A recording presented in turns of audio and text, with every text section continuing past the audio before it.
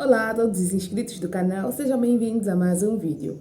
Bem, hoje nós vamos falar a respeito da oração, no caso é o segundo vídeo a respeito da oração, e nós vamos focar muito o que torna as nossas orações fracas.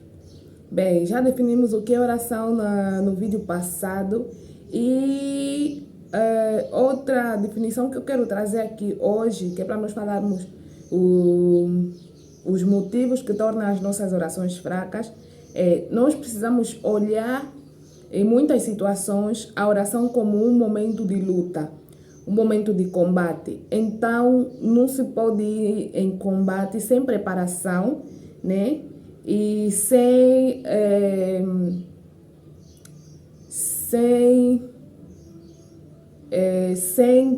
nós irmos num combate sem defesa. Não tem como nós irmos para a guerra sem levar espada ou sem levar uma arma.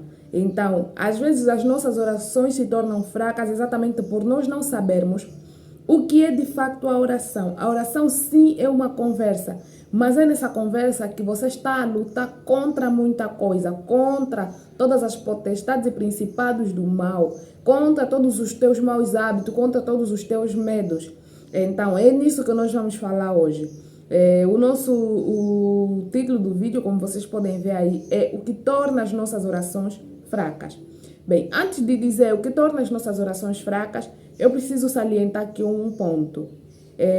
Pessoal, a Bíblia diz assim: o diabo não vem senão para matar, roubar e destruir.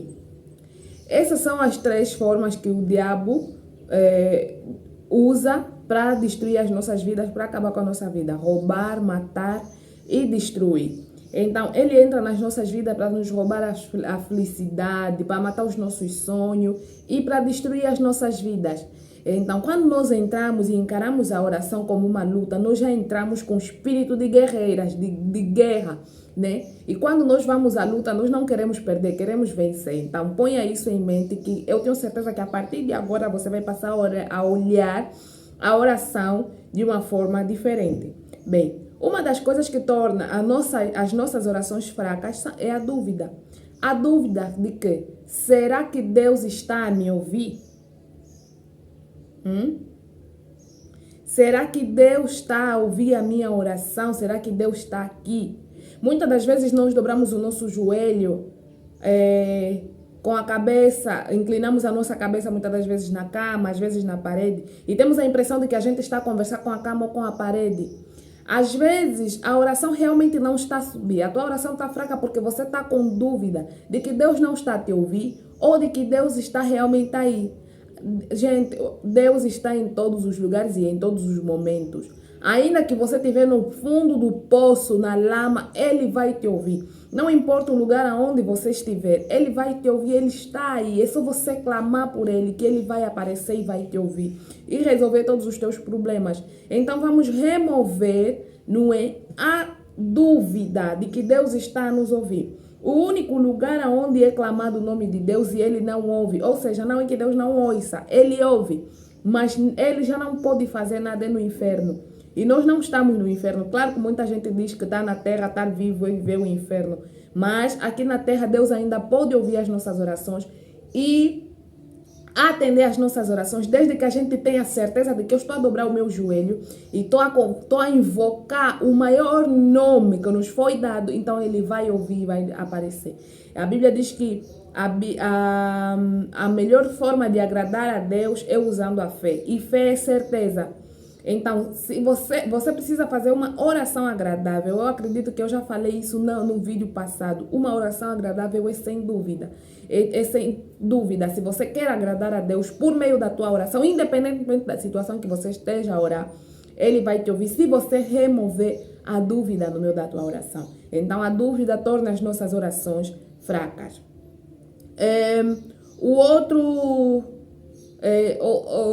A outra coisa, né, que torna as nossas orações fracas é a culpa. A culpa, muitas das vezes, é o sentimento de culpa. Culpa pelos nossos pecados, culpa pelos erros que a gente comete. Somos seres humanos e imperfeitos e que estamos constantemente a errar, estamos constantemente a pecar, a pecar contra os outros, a pecar contra nós mesmos. né? A Bíblia fala de vários pecados. Fala do pecado contra o teu irmão e fala do pecado contra você mesmo. Muitas vezes nós pecamos contra nós mesmos, contra a nossa consciência, contra o nosso corpo, contra os nossos sentimentos. Então, esse sentimento de culpa, você entra na oração, né, se sentindo culpado, você sai da oração se sentindo culpado. Gente, essa oração não vai dar certo. Tens que... Primeiro faça a oração, né? Vais fazer oração, peça perdão e misericórdia de Deus. A Bíblia diz que Deus é fiel para perdoar todos os nossos pecados. Quando você faz oração e já pede perdão a Deus por todos os teus pecados, tenha certeza, você tem que crer. Por isso é que estou a dizer que a dúvida torna as nossas orações fracas. Você tem que crer que Deus perdoou os teus pecados e te aceitou de volta como seu filho amado. E Ele continua a te amar, não mudou nada o amor dele por ti. Então, remova o sentimento de culpa, porque Ele já te perdoou. E faça uma oração como filho.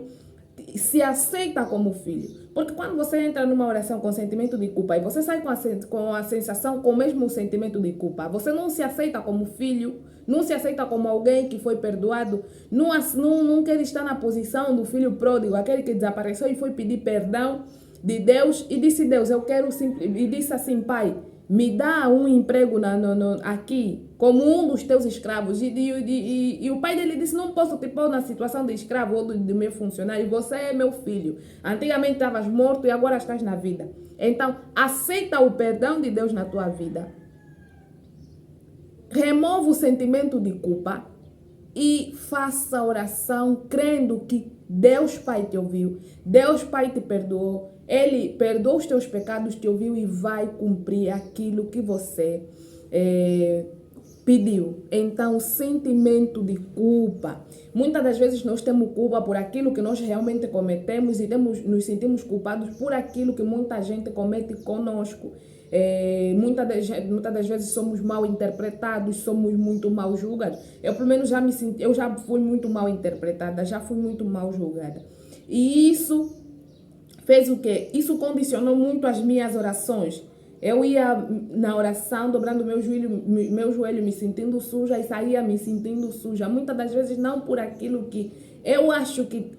Não por aquilo que eu acho ou que tenho certeza, é porque eu ouvi ou porque me falaram alguma coisa ou porque fui muito mal interpretada. Mas a partir do momento em que eu aceitei o perdão de Deus na minha vida, o sentimento de culpa acabou, desapareceu e hoje eu consigo fazer orações convincentes e com certeza, né, com fé, aquela oração agradável, e Deus me ouve, na certeza de que Deus me ouve, eu simplesmente espero. E quando eu espero na fé, as coisas de verdade acontecem no tempo de Deus e acontecem, na verdade, aquilo que eu pedi. E muitas das vezes, gente, não é quando as coisas não estão acontecendo do jeito que a gente planejou, não é porque Deus não te ouviu. Deus nos ouviu. Vamos supor que você pediu em oração uma empresa e você está no emprego. Vai dizer: Deus, eu quero juntar 4 salários, né? Eu quero juntar 4 salários e com esses 4 salários eu quero abrir uma empresa. Você vai continuar a trabalhar em algum lugar para você juntar 4 salários e você abrir a tua empresa porque queres trabalhar por conta própria. Pessoal, esse é o teu processo para você conseguir a empresa. Deus, se calhar, tem um outro processo para você. Você vai conseguir a empresa, mas por um outro caminho. Não significa que Deus não te ouviu. Ele te ouviu, mas traçou uma outra caminhada. É tipo a saída do povo de Israel do Egito. A Bíblia diz que Deus não lhes mostrou o caminho do monte. Não sei o caminho se é do Monte Sinai, se é o caminho da onde. Tinha 2 caminhos para a terra prometida. Deus encaminhou o povo de Israel para saírem da terra, para irem para a terra prometida, pelo caminho mais longo. Por quê? Porque no processo da caminhada do Egito até a Terra Prometida, Deus precisava ensinar certas lições ao povo de Israel. Deus precisava tirar no meio do povo de Israel aqueles que não tinham o coração segundo o Senhor, aqueles que não tinham fé, que precisavam primeiro ver para crer. Então era esse o processo. Então nós temos um processo para chegarmos até no nosso destino, mas Deus tem um outro. Ele te ouviu, mas tem um outro processo. Então tens que aceitar às vezes os processos. Então esse é um dos motivos que tornam as nossas orações fracas. A dúvida, né? Ou seja, a culpa. E o último, porque o vídeo já está grande, já são 10 minutos e eu não gosto de vídeos longos. O último item, ou seja, o outro sentimento, né, que torna as nossas orações fracas é a raiva. Pessoal, quando você quer ir orar, perdoa primeiro. Perdoa o teu próximo, perdoa o teu irmão, perdoa o teu esposo, perdoa a tua mãe, perdoa todo mundo. E depois se perdoa, porque tem pessoas que têm facilidades em liberar perdão para os outros. Consegue perdoar o seu próximo, mas não consegue se perdoar. Tens que se perdoar, tens que perdoar o teu próximo e tens que se perdoar. Tens que remover o sentimento de raiva e depois entrar em oração, em combate. Porque quando, já falei isso, a oração você tem que olhar como um momento em que você está entrando na guerra, né? Está assim no combate. Essas armas, né? Esses tópicos que eu acabei de trazer aqui, a dúvida, a culpa, a raiva.